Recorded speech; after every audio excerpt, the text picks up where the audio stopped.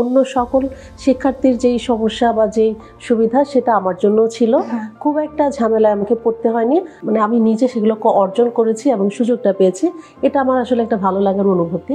পরিবেশ বা একটা ইউনিভার্সিটি বলতে যে ওয়াইড ব্যাপারটা সেটা আমরা হয়তো বা পাই নাই। সুতরাং নিজের প্রতি জাস্টিস করো, নিজেকে ভালোবাসো আর নিজের মেধার বিকাশ করো। বুটেক্স রেডিও প্রেজেন্স বুটেক্স আনপ্লাগডের আজকের পর্বে আপনাদের সবাইকে আবারও স্বাগত। আজ বিশ্ব নারী দিবস উপলক্ষে আমরা কথা বলতে যাচ্ছি এক প্রখ্যাত নারী শিক্ষাবিদের সঙ্গে, যিনি টেক্সটাইল শিক্ষা ও আমাদের পরিবেশ বিজ্ঞানকে একই সুতায় গেঁথেছেন। তিনি বুটেক্সের এনভায়রনমেন্টাল সায়েন্স অ্যান্ড ইঞ্জিনিয়ারিং ডিপার্টমেন্টের প্রতিষ্ঠাতা চেয়ারম্যান ডক্টর উম্মুল খায়ের ফাতেমা। তার শিক্ষা জীবন, গবেষণা ও টেক্সটাইল সেক্টরে নারীদের সম্ভাবনার গল্প আজই আমরা তার মুখ থেকে শুনতে যাচ্ছি। সঞ্চালক হিসাবে আমি আছি মুসরাত জাহান মীরা। তবে চলুন শুনে আসি তার গল্পটি।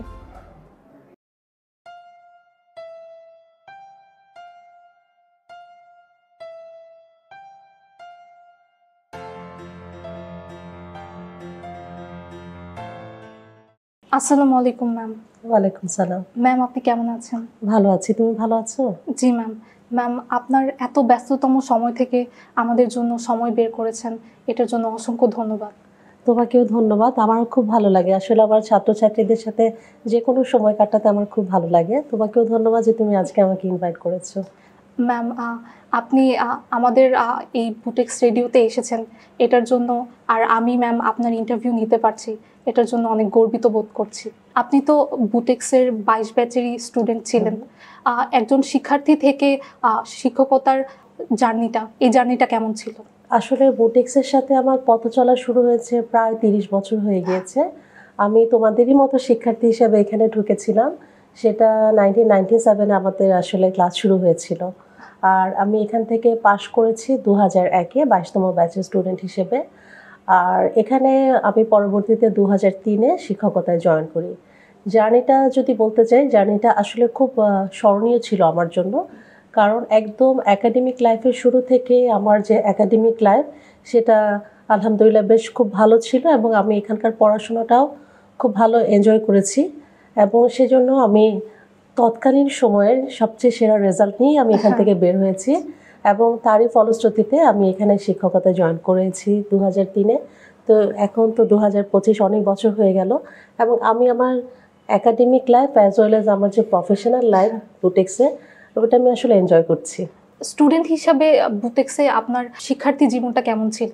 না, স্টুডেন্ট হিসেবে আসলে অনেক আগে চলে যেতে হয়, তখনকার সময় আর এখনকার সময়ের অনেক পার্থক্য। আর তাছাড়া আমি যখন এখানে জয়েন করি, এখানে মেয়ে শিক্ষার্থী অনেক কম ছিল। আর আমাদের সময় ওখানে 100 জন স্টুডেন্ট আমাদের প্রতি ব্যাচে এনরোল হতো, আর আমাদের ব্যাচে তখন মেয়ে শিক্ষার্থী ছিল মাত্র 4 জন। হ্যাঁ, আর এখন তো অনেক সিনারিও চেঞ্জ হয়েছে। আর যেহেতু আমাদের ক্যাম্পাসটা আসলে সত্যি কথা বলতে অনেক ছোট, আমরা যারা ঢাকার ভালো ভালো স্কুল বা কলেজে পড়াশোনা করে এসেছি, প্রথমে এসেই আমাদের কাছে একটুখানি শকিং ছিল, কিন্তু পরবর্তীতে আস্তে আস্তে মানিয়ে নিয়েছি। আর একাডেমিক লাইফের বলতে গেলে খুবই ভালো অভিজ্ঞতা। সকল শিক্ষক যারা তৎকালীন ছিলেন, আমাদের শিক্ষক অনেকেই এখন রিটায়ারমেন্ট করেছেন, অনেকে আছে, তারা সবাই কিন্তু আমাদের সব রকম বেশ সহযোগিতা করেছে। সেদিক থেকে একাডেমিক লাইফটা খুব স্মুথ ছিল। তবে পরিবেশ বা একটা ইউনিভার্সিটি বলতে যে ওয়াইড ব্যাপারটা সেটা আমরা হয়তো বা পাই নাই, কিন্তু তারপরেও খারাপ ছিল না, ভালো মতো মিলিয়ে ছিল। কিন্তু আলটিমেটলি আমরা খুব ভালোভাবে একাডেমিক অ্যাচিভমেন্ট ভালো ছিল। ম্যাম, আপনি তো রেকর্ড মার্কস গড়েছিলেন আপনার সময়ে এবং ফার্স্ট ক্লাস ফার্স্ট অনার্স। এখন ম্যাম, আপনার কাছ থেকে আমাদের অনেক শেখার আছে। ম্যাম, আপনি যদি ভার্সিটি লাইফের কিভাবে আমরা পড়ালেখা, কোকারিকুলার অ্যাক্টিভিটিস মেনটেন করতে পারি এ বিষয়ে একটু আমাদের বলতেন। আসলে আমরা যারা শিক্ষক আমরা সবসময় পরামর্শ দিয়ে থাকি, কিন্তু সেক্ষেত্রে আমি বলবো যে আমাদের সময় আর এখনকার সময় অনেক পার্থক্য। এখনকার শিক্ষার্থীদের কিন্তু আসলে শেখার সুযোগটা অনেক বেশি। আমাদের সময় শুধু আমরা টেক্সট বুক অ্যান্ড ক্লাসরুম এই দুটোই মোটামুটি আমাদের কিন্তু লার্নিং টুলস ছিল। কিন্তু এখনকার ছাত্রদের কাছে কিন্তু পৃথিবীর সমস্ত রিসোর্স ওপেন। সেজন্য আমি মনে করি এখনকার শিক্ষার্থীরা অনেক মেধাবী অ্যাজ ওয়েল। সুতরাং তারা যদি ডিসিপ্লিন লাইফ মেনটেন করে এবং খুব সিনসিয়ারিটির সাথে তারা ক্লাসগুলো করে, তাহলে আমার মনে হয় তাদের জন্য একাডেমিক লাইফটা খুবই মজার হবে এবং তারা কিন্তু মানে অনেক ইনফরমেশন নিয়ে, অনেক জ্ঞান নিয়ে এগিয়ে যেতে পারবে। সেজন্য আমার একটাই পরামর্শ যে তোমরা নিয়মিত পড়াশোনা করবে এবং যেটাই করো সেটা মন দিয়ে বুঝে পড়াশোনা করবে। তাহলে কিন্তু আমার মনে হয় যে বুটেক্সের পড়াশোনাটা সহজই, কঠিন কিছু না। ম্যাম, আপনি তো জার্মানি থেকে মাস্টার্স করেছেন এবং জাপান থেকে পিএইচডি করেছেন। ম্যাম, এক্ষেত্রে দেশের বাইরে গিয়ে একজন মেয়ে হিসেবে যেখানে সংস্কৃতি, ভাষা সব কিছু ভিন্ন, কি কি চ্যালেঞ্জেসের মুখোমুখি হতে হয়েছে আপনাকে? আমি যখন বাইরে উচ্চশিক্ষা নিয়েছি তখন আমাদের দেশে বিশেষ করে ধরো বুটেক্সে টেক্সটাইল শিল্প মানে শিক্ষক মানে শিক্ষাতে তখন কিন্তু আমাদের বাংলাদেশে অপরচুনিটিসগুলো ছিল না। সুতরাং বাইরে পড়াশোনা করা ছাড়া আর কোনো অল্টারনেট ছিল না। সেক্ষেত্রে অন্যান্য সাধারণ শিক্ষার্থী যারা, তাদের সাথে আসলে কম্পিটিশন করেই আমাদেরকে বিদেশি স্কলারশিপগুলো আর্ন করতে হয়েছে। তো এটা একটা আমার নিজের কাছে ভালো লাগে যে আমি DRT scholarship as well as Manabhushan scholarship একদম গভর্নমেন্ট নমিনেটেড, ওখানে আমি আমার যে মানে আমি নিজে সেগুলো অর্জন করেছি এবং সুযোগটা পেয়েছি। এটা আমার আসলে একটা ভালো লাগার অনুভূতি। আর আরেকটা বলবো যে বাইরে যখন আমি গিয়েছি পড়াশোনা করতে, সেখানে আসলে মেল বা ফিমেল ব্যাপারটা একদম ছিল না বাইরের দেশগুলোতে। তো আমাদের দেশের বাবা মারা হয়তো বা একটু চিন্তায় থাকে যে আমার মেয়েকে আমি বাইরে পাঠাচ্ছি, সোশ্যাল সিকিউরিটির ব্যাপারগুলো। তবে আমি যে দেশগুলোতে ছিলাম সেখানে ছেলে মেয়ে আলাদা করে তেমন সমস্যাতে আমি ফিল করিনি কখনোই।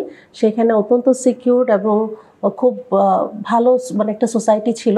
সেজন্য মেয়ে হিসেবে আমার কোনোই সমস্যা হয়নি। আর মেয়ে বা ছেলে যাই হোক না কেন, আমাকে কিন্তু নিজ যোগ্যতায় নিজের পড়াশোনা করে আমাকে ওই দেশে প্রতিষ্ঠিত হতে হয়েছে বা ডিগ্রিটা আনতে হয়েছে। সুতরাং অন্য সকল শিক্ষার্থীর যেই সমস্যা বা যেই সুবিধা সেটা আমার জন্য ছিল। খুব একটা ঝামেলায় আমাকে পড়তে হয়নি। আমি দু জায়গাতেই খুব ভালোভাবে সব শিক্ষক যারা ছিলেন তাদের সহযোগিতা পেয়েছি। আসলে মানে আমার কাজগুলো আমি নিয়মিত করে গেছি। সুতরাং সেটা দেশ হোক বা বিদেশে হোক, সব জায়গাতেই কিন্তু আমার জন্য একই। তো সেক্ষেত্রে আমি মনে করি কোনো শিক্ষার্থী যদি বাইরে যায়, তাহলে সে যদি তার নিয়মকানুনগুলো, নিজের পড়াশোনাটা, নিজের কাজগুলো ঠিকমতো নিয়ম মাফিক করে, তাহলে আমার মনে হয় না তার খুব একটা সমস্যা হবে। সেক্ষেত্রে আমিও খুব ওই স্কলারশিপ পিরিয়ডে একদম নির্দিষ্ট টাইমেই কিন্তু আমার ডিগ্রিগুলো সম্পন্ন করে চলে এসেছি দেশে। তবে আমি আশাবাদী আমার স্টুডেন্টরা আরও বেশি ভালো করবে এবং আমার চেয়ে আমি তেমন কিছু করতে পারিনি হয়তোবা, কিন্তু তোমরা 2025-এর স্টুডেন্ট, তোমাদের সামনে অনেক অপরচুনিটি, তোমরা আরও অনেক দূর এগিয়ে যাবে, আরও অনেক বেশি সুনামের সাথে কাজ করবে।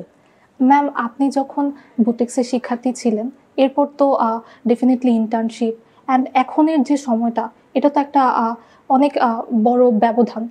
তখনের আর এখনের সময় টেক্সটাইল সেক্টরে নারীদের অবদানে কি কি ডিফারেন্স লক্ষ্য করছে? আসলে আমি নিজেকে একজন টেক্সটাইল প্রফেশনাল হিসেবে দেখি, নট নারী হিসেবে। কারণ আমি যেখানেই কাজ করতে যাই আমার নির্দিষ্ট কিছু দায়িত্ব থাকবে, সেটা মেল বা ফিমেল বলে আমার দায়িত্ব কম বেশি হবে না। তো সেক্ষেত্রে আমি মনে করি যে যে কোনো প্রফেশনালেরই প্রফেশনালিজমটা থাকা উচিত। আর তবে নারী হিসেবে এটা আমি অস্বীকার করব না যে কর্ম পরিবেশ এবং যে আমাদের চারপাশের যে সামাজিকতা, সেটাও একটা ব্যাপার আছে। আর টেক্সটাইল ইন্ডাস্ট্রি যেহেতু আমাদের খুবই ভিগোরাস একটা ইন্ডাস্ট্রি এবং সেখানে কাজ করার জন্য একটা দীর্ঘ সময় দিতে হয়, অ্যাজ ওয়েল অ্যাজ ওখানে অনেক রকমের ইন্ডাস্ট্রিয়াল ডিলিংস পার্সনদের সাথে করতে হয়। সেক্ষেত্রে মেয়েদের জন্য কিছুটা চ্যালেঞ্জেসের মধ্যে একটাই যে ওয়ার্ক প্লেসটা আমাদের একটু দূরে থাকে, এটা কনভিনিয়েন্ট হয় না, সেখানে ট্রান্সপোর্টেশনের ব্যাপারটা থাকে। আরেকটা যেটা হচ্ছে সময় দেওয়াটা। তো দেখা যায় যে কোনো প্রফেশনের ক্ষেত্রে যখন আস্তে আস্তে একটু দায়িত্বশীল পদে যাওয়া হয়, তখন একটু বেশি সময় দিতে হয়, যেটা হয়তো বা একজন মেয়ে হিসেবে তার যে আদার্স রোলগুলো আছে সেগুলো পালন করার পরও ওই প্রফেশনে যে এক্সট্রা সময় দেওয়াটা তার জন্য কিছুটা চ্যালেঞ্জ হয়ে যায়। তো এটা হয়তো বা ছেলেদের ক্ষেত্রে অতটা অ্যাপ্রোপ্রিয়েট না হলেও মেয়েরা আসলে এটাকে অ্যাভয়েড করতে পারবে না, যারা স্বাভাবিকভাবে মেয়ে হিসেবে তার role as well as professional হিসেবে রোলগুলো যদি পালন করতে চায়, সেক্ষেত্রে এই চ্যালেঞ্জেসটা যে আমাদের ওয়ার্ক প্লেসটা একটু দূরে ঢাকার ভেতরে এই সুযোগটা কম, বাইরে যেতে হয় এবং সেখানে একটু সময় দিতে হয়। আর সেখানে মেয়েদের জন্য এই চ্যালেঞ্জটা ছাড়া আর অ্যাজ এ প্রফেশনাল হিসেবে অন্য কোনো চ্যালেঞ্জ আমি পাইনি আর কি। Ma'am, environmental science and engineering department বুটেক্সের একটি তুলনামূলক নতুন ডিপার্টমেন্ট। আপনি এই ডিপার্টমেন্টের প্রথম বিভাগীয় প্রধান ছিলেন।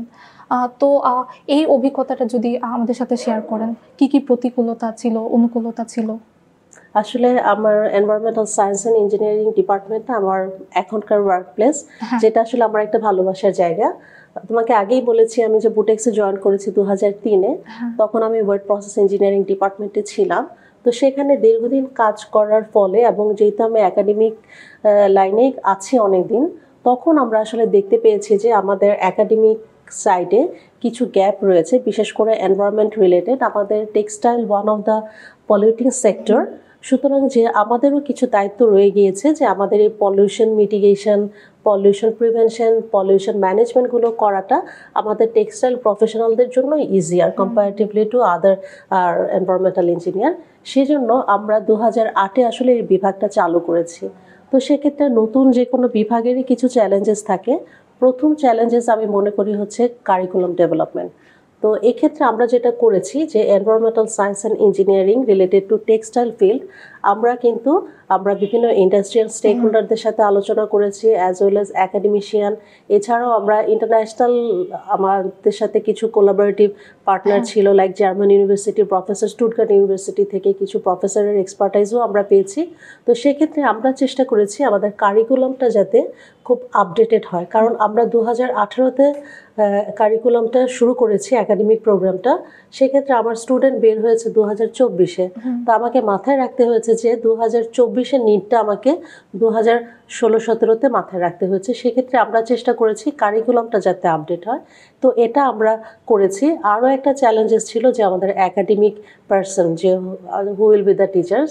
তো সেক্ষেত্রে আমরা যারা টেক্সটাইলের বিষয়ে জানি বা কেমিক্যাল প্রসেসিংয়ের সাথে জড়িত ছিলাম, আমরা চেষ্টা করেছি নিজেদের যে এক্সপার্টাইজটা একটু এনভায়রনমেন্টের দিকে আনার জন্য, যাতে আমরা আমাদের স্টুডেন্টদেরকে environmental engineering as well as textile ইঞ্জিনিয়ারিংয়ের যে রোলটা একসাথে আমরা ইনপুটটা দিতে পারি। তো সেক্ষেত্রে আমাদের প্রিপারেশন ছিল। আর চ্যালেঞ্জেস তো এখনও কিছু আছে, যেমন হচ্ছে আমাদের যে ল্যাবরেটরি ফ্যাসিলিটিস, লাইব্রেরির যে বুকস রেফারেন্স, সেটা আসলে খুব কম আছে আমাদের, অ্যাজ ওয়েল অ্যাজ জনবল। আমাদের আসলে এটা শুধু এই নতুন বিভাগ বলে কথা না, আমাদের বিভিন্ন বিভাগেই আসলে শিক্ষক স্বল্পতা রয়েছে। আমাদের টিচার স্টুডেন্ট রেশিওটা একটু হাই। তো সেই ক্ষেত্রে টিচার স্টুডেন্ট রেশিওটা যদি আমরা একটু কমাতে পারি, তাহলে আমার মনে হয় যে আমাদের স্টুডেন্টদের সাথে ইন্টারাকশনটাও ভালো হবে। সেক্ষেত্রে টিচিং লার্নিং একটা গুড এনভায়রনমেন্ট থাকবে। তো এই ক্ষেত্রে ল্যাবরেটরি ফ্যাসিলিটিসটাকে আরও একটু ইমপ্রুভ করা, আর হচ্ছে আমাদের ফ্যাকাল্টির নাম্বার অফ ফ্যাকাল্টি বাড়ানোটা, এই দুটোই আমার কাছে এখন চ্যালেঞ্জেস মনে হচ্ছে। এবং এই দুটো যদি আমরা ওভারকাম করতে পারি, তাহলে ইনশাল্লাহ আমার মনে হয় যে আমাদের এই বিভাগ নতুন হলেও ইতিমধ্যে কিন্তু আমাদের বিভাগ বেশ সুনামের সাথে কাজ করছে এবং আমাদের স্টুডেন্টরাও এবছর প্রথম বের হয়েছে। তো আমরা আশাবাদী যে আমাদের স্টুডেন্টরা, বিশেষ করে এনভায়রনমেন্টাল ইঞ্জিনিয়ারিংয়ে যারা স্পেশালাইজড হয়েছে, তারা এই টেক্সটাইল সেক্টরে একটা খুব ভালো ফুটপ্রিন্ট রেখে যেতে পারবে বলে আমি বিশ্বাস করি। ম্যাম, যদি ব্যক্তিগত জীবনের কথা বলতে যাই, তাহলে একজন মা এবং একজন পেশাদার হিসাবে সব কিছুকে একসাথে ব্যালেন্স করা ডেফিনেটলি সহজ নয়। আপনি আপনার মতো ওয়ার্কিং মাদার যারা আছেন, তাদের প্রতি আপনার অ্যাডভাইসটা কী থাকবে? হ্যাঁ, আসলে একটা খুব ভালো প্রশ্ন করেছো, কারণ আমাদের যে পরিচয়, তার প্রথম পরিচয় আমরা একজন নারী, আমরা একটা পরিবারের মা, একটা পরিবারের কর্ত্রী। সুতরাং আমাদের এই প্রফেশনাল রোলের পাশাপাশি আমাদের পারিবারিক একটা রোল আছে, দায়িত্ব আছে, যেটা আমরা কেউ আসলে অস্বীকার করতে পারবো না। আমি নিজেও করি না। এবং আমার কাছে মনে হয় যে আমার পরিবার হচ্ছে আমার মূল কেন্দ্রবিন্দু, আমার বেঁচে থাকার প্রেরণা। সেক্ষেত্রে আমি আমার পরিবারকে বেশ প্রায়োরিটি দিই। সাথে সাথে অ্যাজ এ প্রফেশনাল হিসেবে আমার প্রফেশনটাও কিন্তু ইকুয়াল গুরুত্বপূর্ণ।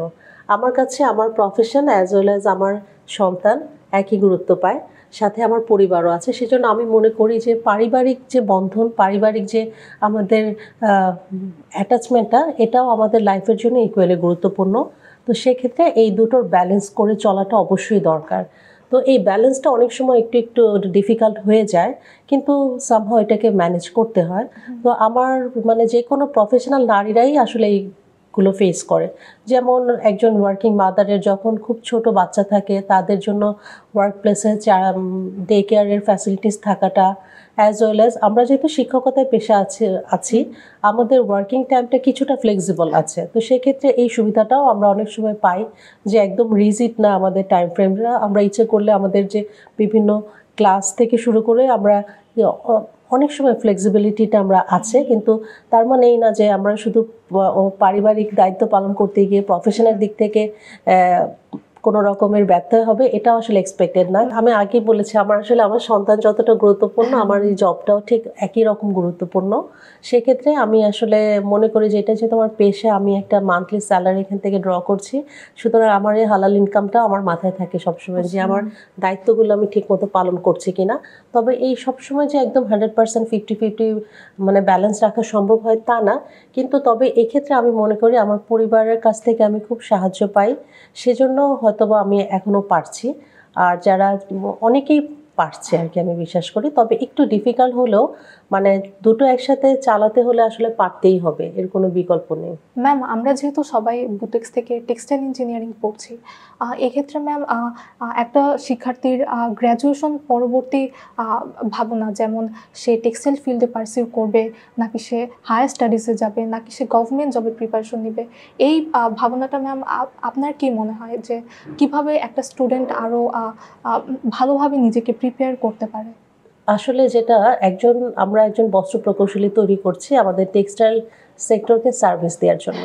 সেই জন্য আমরা অবশ্যই এক্সপেক্ট করি যে আমাদের যারা গ্র্যাজুয়েট আছে তারা টেক্সটাইল সেক্টরে বিভিন্ন ফিল্ডে কাজ করবে, এটা আমাদের প্রথম এক্সপেকটেশন।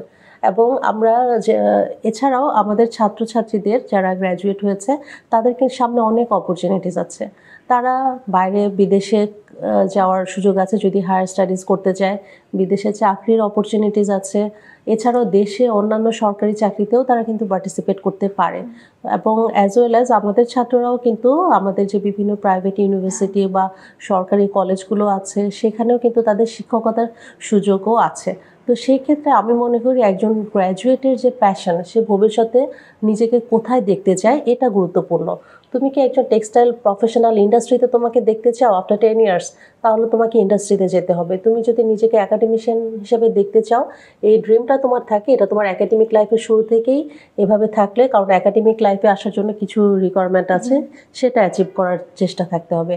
আর যদি কারো টার্গেট থাকে যে আমি ইন্টারন্যাশনাল প্ল্যাটফর্মে কাজ করব, হায়ার স্টাডি করব, বাইরে যাব, তাহলে তাকেও কিন্তু স্টুডেন্ট লাইফ থেকে ওই প্রস্তুতিটা নিতে হবে, কারণ বাইরে যেতে হলেও কিছু প্রিপারেশন লাগবে।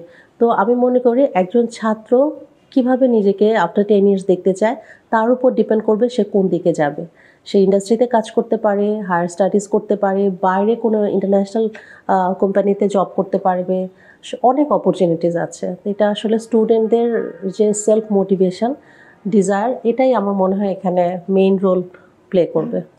ম্যাম, একজন শিক্ষার্থীর ভার্সিটি লাইফে কি কি কো কারিকুলার অ্যাক্টিভিটিস করা উচিত পড়ালেখার পাশাপাশি বলে আপনি মনে করেন? না, আসলে আমাদের একসময় এই কো কারিকুলার অ্যাক্টিভিটিসকে এক্সট্রা কারিকুলার অ্যাক্টিভিটিস বলা হতো, এখন আমরা এটা বলি না, আমরা এখানে কো কারিকুলার অ্যাক্টিভিটিস বলি।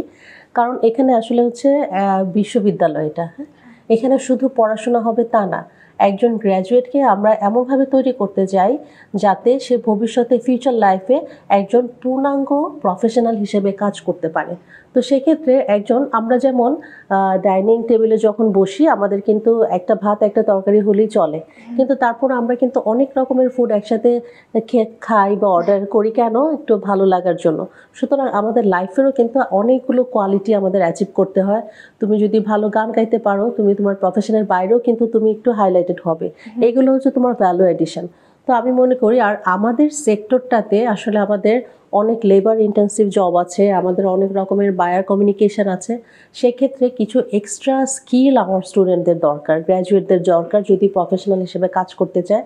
তো সেক্ষেত্রে আমি মনে করি যে বিভিন্ন co curricular activities like debate বা কালচারাল অ্যাক্টিভিটিস বা বিভিন্ন সোশ্যাল ভলেন্টারি অ্যাক্টিভিটিসগুলো, এগুলোর সাথে তাদের কিন্তু সম্পৃক্ত হওয়া উচিত। তাহলে তাদের যে গ্র্যাজুয়েট প্রোফাইল অনেক রিচ হবে। কারণ আমরা দেখেছি যে আসলে এমপ্লয়ারদের কাছে একজন এমপ্লয়ীদের কী কী কোয়ালিটি থাকা উচিত, বিভিন্ন ইন্টারন্যাশনাল সার্ভে আছে, তো সেখানে দেখা গেছে যে সিজিপিএটা, যেটা আমরা আসলে একাডেমিক লাইফে বেশি গুরুত্ব দিই, এটা কিন্তু অনেক পেছনের দিকে থাকে। সেক্ষেত্রে একজন এমপ্লয়ির কাছ থেকে একজন এমপ্লয়ার তার সিনসিয়ারিটি, তার ক্রিয়েটিভিটি, তার ডিসিপ্লিন, তার কমিউনিকেশন স্কিল, এইগুলোকে বেশি গুরুত্ব দেওয়া হয়। সিজিপিএ অবশ্যই আছে, আমি সিজিপিএকে খাটো করে একদমই দেখব না, কারণ সিজিপিএ হচ্ছে এমন একটা টুলস, একজন স্টুডেন্ট কতটা ডিসিপ্লিন, কতটা সিনসিয়ার, কতটা পাংচুয়াল তার একাডেমিক লাইফে ছিল, তারই কিন্তু একটা ইনডিরেক্ট ইন্ডিকেশন। সুতরাং এটা অবশ্যই আমাদের আছে, কারণ আমাদের একাডেমিক লাইফের সব আয়োজন কিন্তু সিজিপিএ, মানে একজন স্টুডেন্ট সব দিক থেকে কতটা ফিট, এটা আমরা সিজিপিএ এর মাধ্যমেই দেখে থাকি। কিন্তু এছাড়াও সে প্রফেশনাল হিসেবে যখন যাবে, তখন তার কিছু অ্যাডিশনাল কোয়ালিটি কিন্তু অবশ্যই সামনে আসতে হবে যদি সে একজন সফল হতে হয়। সেক্ষেত্রে অবশ্যই তার কো কারিকুলার অ্যাক্টিভিটিসে ইনভলভ হওয়া উচিত। এতে তার লিডারশিপ কোয়ালিটি বাড়বে, এতে তার কমিউনিকেশন স্কিল বাড়বে, এছাড়া টিমে কাজ করার জন্য যে মানসিকতা, সেটাও কিন্তু তৈরি হবে। তো আমি মনে করি অবশ্যই একজন স্টুডেন্টের এই মানে অ্যাক্টিভিটিসগুলোতে সংযুক্ত থাকা উচিত। ম্যাম, নারী দিবস নিয়ে আপনার ভাবনাটা কি? হ্যাঁ, নারী দিবস আসলে একটা মানে আমি পজিটিভ নারী দিবস, কারণ 365 ডেজের মধ্যে একটা দিবসকে স্পেসিফিক্যালি নারীদেরকে অনার করে পালন করা হচ্ছে, এটা অবশ্যই একটা গুড ফিলিং। তবে আমি মনে করি যে নারী দিবস হিসেবে আরেকটা কথা আমি বলে নিতে চাই যে আমি অ্যাজ এ নারী হিসেবে আমি আসলে নিজেকে মানে আমি একজন নারী হিসেবে আছি, এটা আমার একটা গর্বের বিষয়। তো আমি মনে করি আল্লাহ আমাদের সবাইকে সৃষ্টি করেছেন, নারী পুরুষ কোনো ভেদাভেদ নেই, কিন্তু মেয়েদেরকে কিছু অ্যাডিশনাল দায়িত্ব দিয়ে পাঠিয়েছেন। সুতরাং নারী হওয়াটা এটা একটা সৌভাগ্যের ব্যাপার। সুতরাং অ্যাজ এ হিউম্যান বিং, প্রথমেই আমি হিউম্যান বিং, কিন্তু নারী হিসেবে যেহেতু আমি, সুতরাং আমার কিছু অ্যাডিশনাল দায়িত্ব রয়েছে। এটা পারিবারিক হতে পারে, সামাজিক হতে পারে।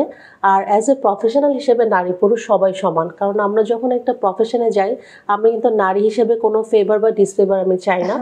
আমি চাই নারী দিবসে সকল নারীরা তাদের যোগ্যতার সাথে নিজ কর্মক্ষেত্রে, সেটা পরিবার হতে পারে বা কোনো প্রতিষ্ঠান হতে পারে, সেখানে তাদের মেধার বিকাশটা ঘটুক এবং তাদের যে প্রতিভার মূল্যায়ন হোক, এটাই আসলে আমার চাওয়া।